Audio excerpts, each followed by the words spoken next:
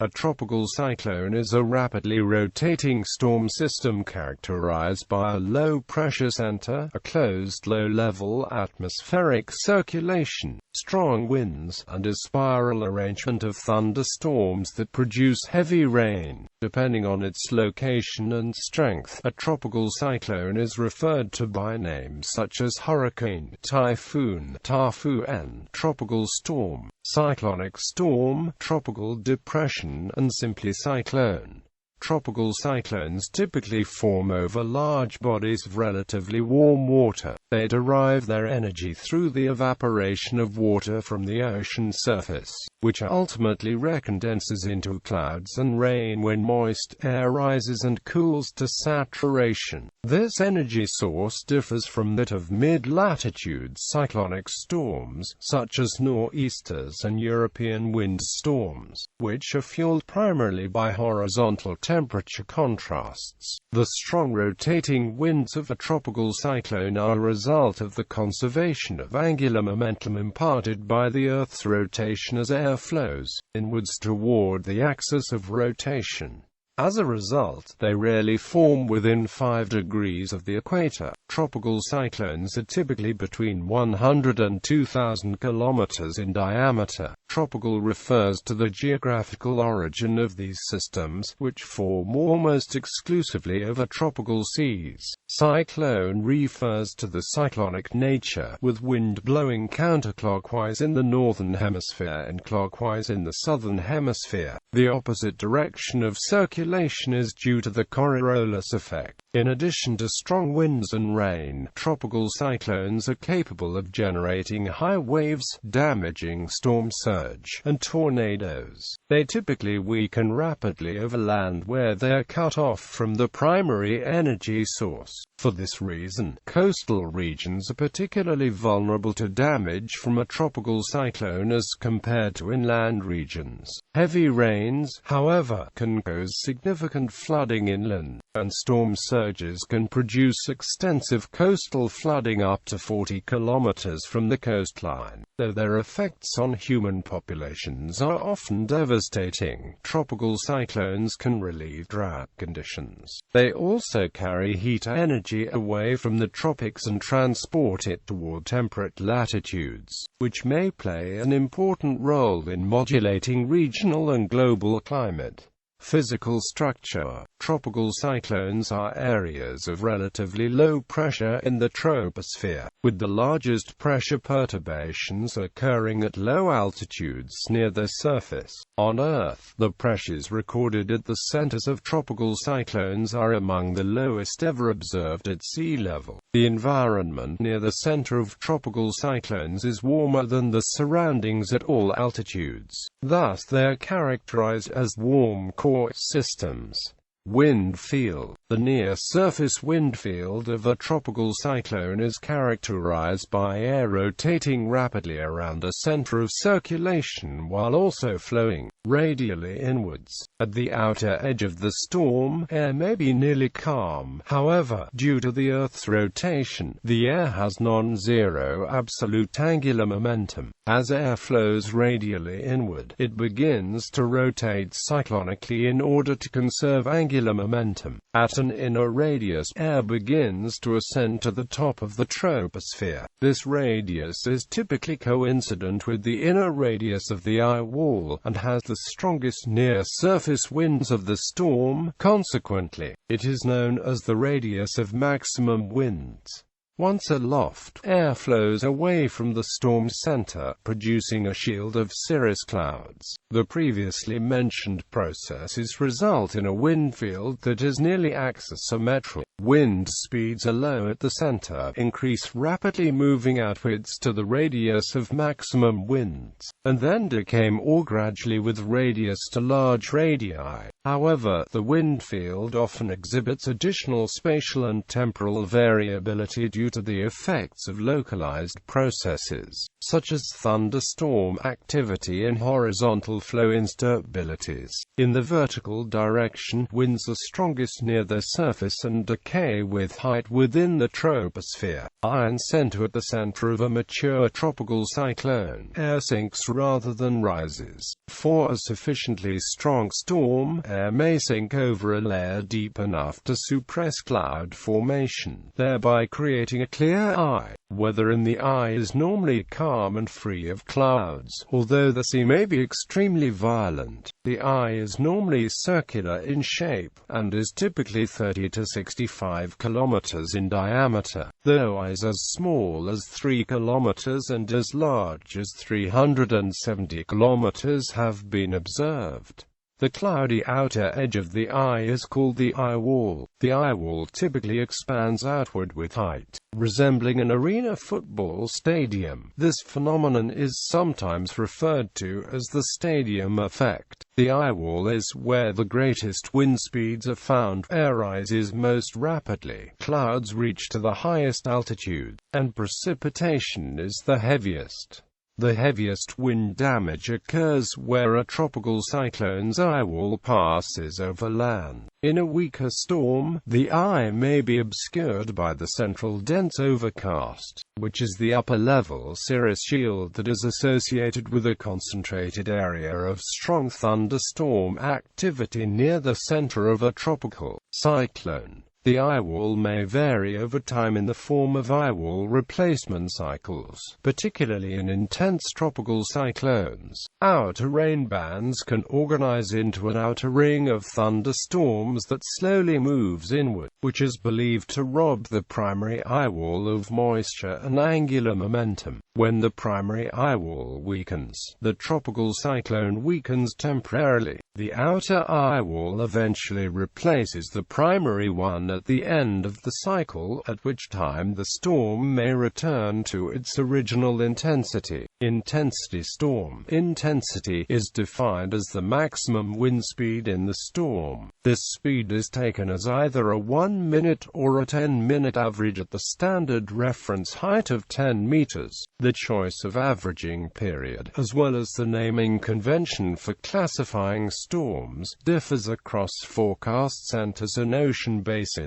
On occasion, tropical cyclones may undergo a process known as rapid deepening, a period in which the minimum sea level pressure of a tropical cyclone decreases by 42 mb in a 24-hour period. In order for rapid deepening to occur, several conditions must be in place. Water temperatures must be extremely warm, and water of this temperature must be sufficiently deep such that waves do not upwell cooler waters to the surface. Wind shear must be low. When wind shear is high, the convection and circulation in the cyclone will be disrupted. Usually, an anticyclone in the upper layers of the troposphere above the storm must be present as well, for extremely low surface pressures to develop. Air must be rising very rapidly in the eye wall of the storm, and an upper-level anticyclone helps channel this air away from the cyclone efficiently. Size. There are a variety of metrics commonly used to measure storm size. The most common metrics include the radius of maximum wind, the radius of 34-knot wind, the radius of outermost closed isobar, and the radius of vanishing wind. An additional metric is the radius at which the cyclone's relative vorticity field decreases to 1 times 10⁻⁵s-1. On Earth, tropical cyclones span a large range of sizes, from 100–2,000 kilometers as measured by the radius of vanishing wind. They are largest on average in the northwest Pacific Ocean basin and smallest in the northeastern Pacific Ocean basin. If the radiuses of outermost closed isobar is less than 2 degrees of latitude, then the cyclone is very small, or a midget. A radius of 3 to 6 latitude degrees is considered average-sized. Very large tropical cyclones have a radius of greater than 8 degrees. Observations indicate that size is only weakly correlated to variables such as storm intensity, radius of maximum wind, latitude, and maximum potential intensity. Size plays an important role in modulating damage caused by a storm. All else equal, a larger storm will impact a larger area for a longer period of time. Additionally, a larger near-surface wind field can generate higher storm surge due to the combination of longer wind fetch, longer duration, and enhanced wave setup. The upper circulation of strong hurricanes extends into the tropopause of the atmosphere, which at low latitudes is 15,000–18,000 meters. Major basins and related warning centers.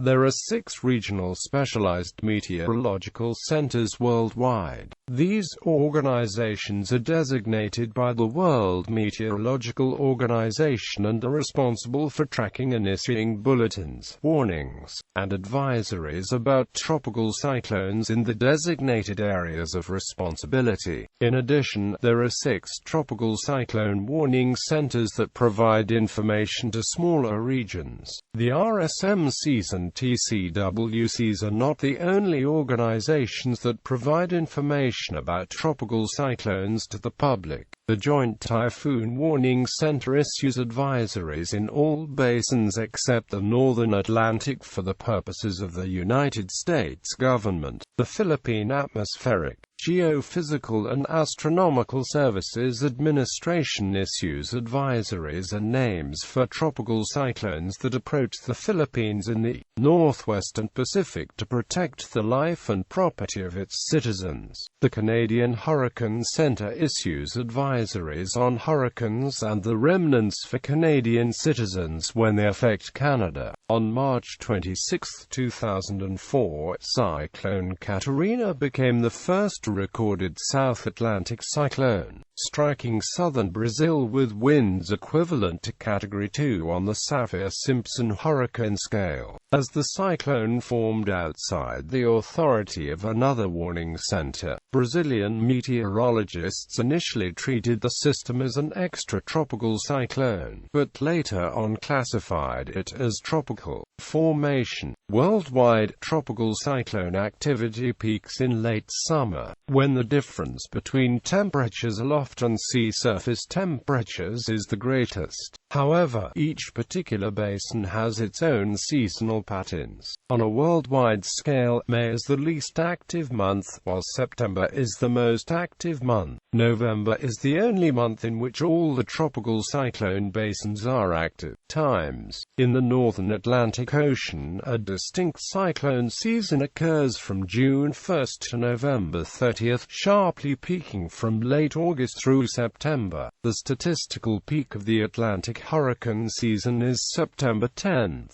The Northeast Pacific Ocean has a broader period of activity, but in a similar time frame to the Atlantic. The Northwest Pacific sees tropical cyclones year-round, with a minimum in February and March and a peak in early September. In the North Indian Basin, storms are most common from April to December, with peaks in May and November. In the Southern Hemisphere, the tropical cyclone year begins on July 1 and runs all year round, encompassing the tropical cyclone seasons, which run from November 1 until the end of April, with peaks in mid-February to early March. Factors. The formation of tropical cyclones is the topic of extensive ongoing research and is still not fully understood. While 6 factors appear to be generally necessary, tropical cyclones may occasionally form without meeting all of the following conditions. In most situations,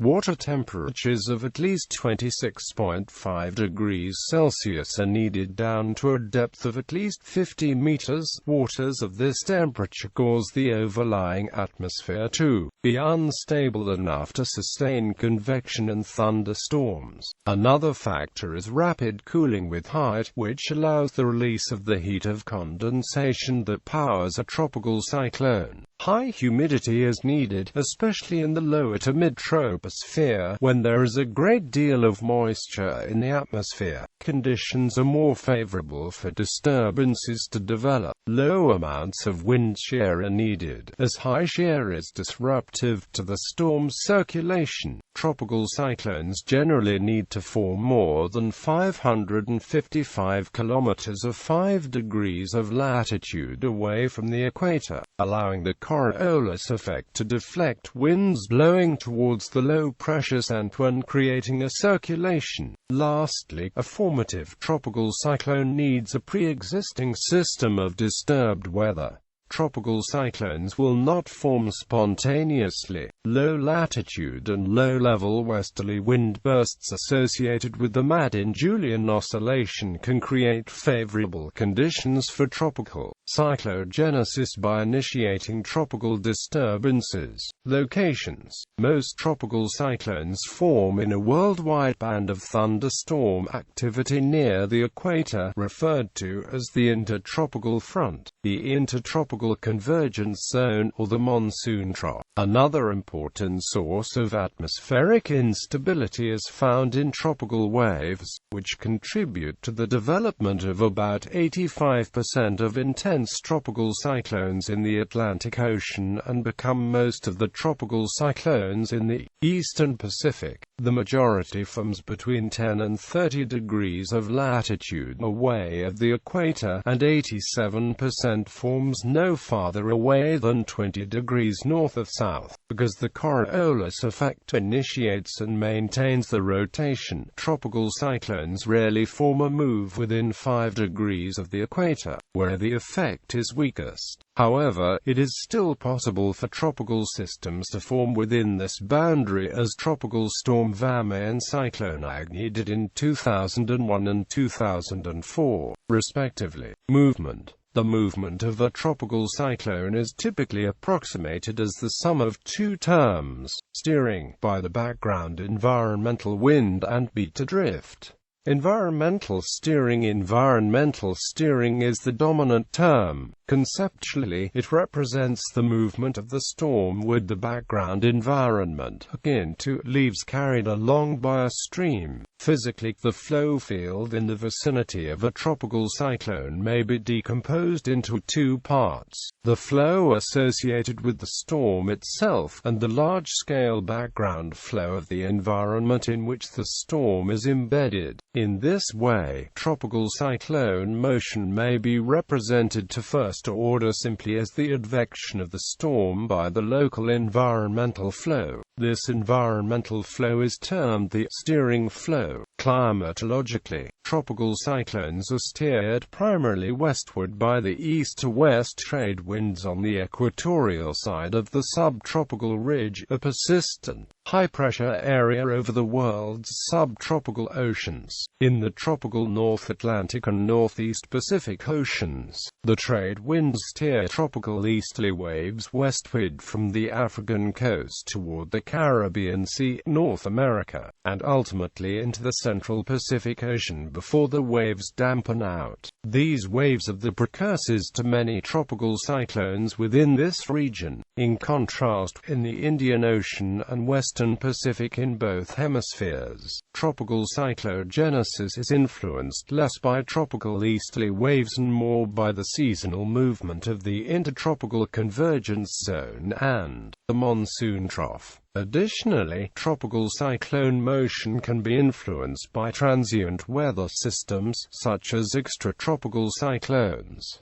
Beta drift. In addition to environmental steering, a tropical cyclone will tend to drift slowly poleward and westward, a motion known as beta drift. This motion is due to the superposition of a vortex, such as a tropical cyclone, onto an environment in which the Coriolis force varies with latitude, such as on a sphere or beta plane. It is induced indirectly by the storm itself, the result of a feedback between the cyclonic flow of the storm and its environment. Physically, the cyclonic circulation of the storm advects environmental air poleward east of center and equatorial west of center, because air must conserve its angular momentum. This flow configuration induces a cyclonic gyre equatorward and westward of the storm center and an anticyclonic gyre poleward and eastward of the storm center. The combined flow of these gyres acts to advect the storm slowly poleward and westward. This effect occurs even if there is zero environmental flow. Multiple storm interaction. A third component of motion that occurs relatively infrequently involves the interaction of multiple tropical cyclones. When two cyclones approach one another, the centers will begin orbiting cyclonically about a point between the two systems.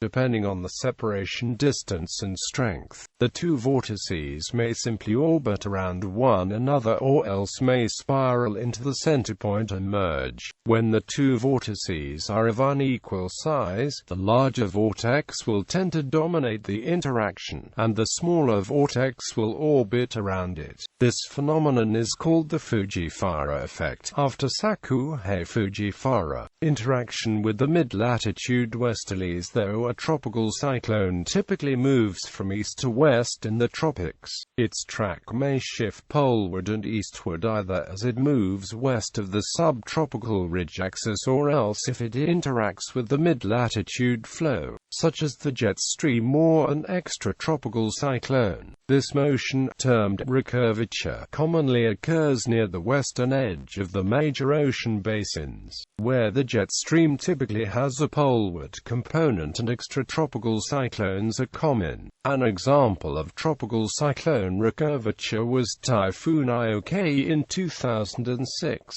Landfall. The landfall of a tropical cyclone occurs when a storm's surface center moves over a coastline. Storm conditions may be experienced on the coast and inland hours before landfall. In fact, a tropical cyclone can launch its strongest winds over land, yet not make landfall. NOAA uses the term direct hit to describe when a location falls within the radius of maximum winds, whether or not the hurricane's eye made landfall. Dissipation factors. A tropical cyclone can cease to have tropical characteristics in several different ways. One such way is if it moves over land, thus depriving it of the warm water it needs to power itself, quickly losing strength. Most strong storms lose the strength very rapidly after landfall and become disorganized areas of low pressure within a day or two, or evolve into extratropical cyclones.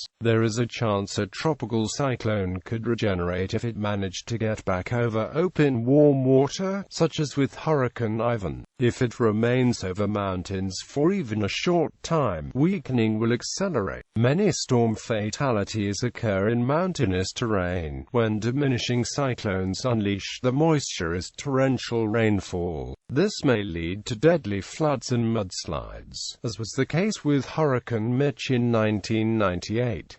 Without warm surface water, the storm cannot survive. A tropical cyclone can dissipate when it moves over waters significantly below 26.5 degrees Celsius.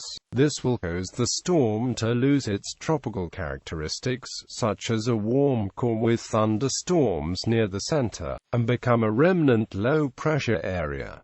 These remnant systems may persist for up to several days before losing their identity. This dissipation mechanism is most common in the East and North Pacific. Weakening or dissipation can occur if it experiences vertical wind shear, causing the convection and heat engine to move away from the center. This normally ceases development of a tropical cyclone. In addition, its interaction with the main belt of the westerlies, by means of merging with a nearby frontal zone, can cause tropical cyclones to evolve into extratropical cyclones. This transition can take 1 to 3 days. Even after a tropical cyclone is said to be extratropical or dissipated, it can still have tropical storm force winds and drop several inches of rainfall. In the Pacific Ocean and Atlantic Ocean, such tropical-derived cyclones of higher latitudes can be violent and may occasionally remain at hurricane or typhoon force wind speeds when they reach the west coast of North America. These phenomena can also affect Europe, where they are known as European windstorms. Hurricane Iris's extratropical remnants are an example of such a windstorm from 1995. A cyclone can also merge with another area of low pressure, becoming a larger area of low pressure. This can strengthen the resultant system, although it may no longer be a tropical cyclone. Studies in the 2000s have given rise to the hypothesis that larger amounts of dust reduce the strength of tropical cyclones. Artificial dissipation. In the 1960s and 1970s, the United States government attempted to weaken hurricanes through Project Storm-Free by seeding selected storms with silver iodide. It was thought that the seeding would cause supercooled water in the outer rain bands to freeze, causing the inner eye wall to collapse and thus reducing the winds. The winds of Hurricane Debby, a hurricane seeded in Project Storm-Free, dropped as much as 31%, but Debby regained its strength after each of 2 seeding forays. In an earlier episode in 1947, disaster struck when a hurricane east of Jacksonville, Florida promptly changed its course after being seeded, and smashed into Savannah, Georgia. Because there was so much uncertainty about the behavior of these storms, the federal government would not approve seeding operations unless the hurricane had a less than 10% chance of making landfall within 48 hours, greatly reducing the number of possible test storms. The project was dropped after it was discovered that eye wall replacement cycles occur naturally in strong hurricanes, casting doubt on the result of the earlier attempts. Today, it is known that silver iodide seeding is not likely to have an effect because the amount of supercooled water in the rain bands of a tropical cyclone is too low. Other approaches have been suggested over time, including cooling the water under a tropical cyclone by towing icebergs into the tropical oceans. Other ideas range from covering the ocean in a substance that inhibits evaporation, dropping large quantities of ice into the eye at very early stages of development, or blasting the cyclone apart with nuclear weapons. Project Cirrus even involved throwing dry ice on a cyclone. These approaches all suffer from one flaw above many others. Tropical cyclones are simply too large and short-lived for any of the weakening techniques to be practical.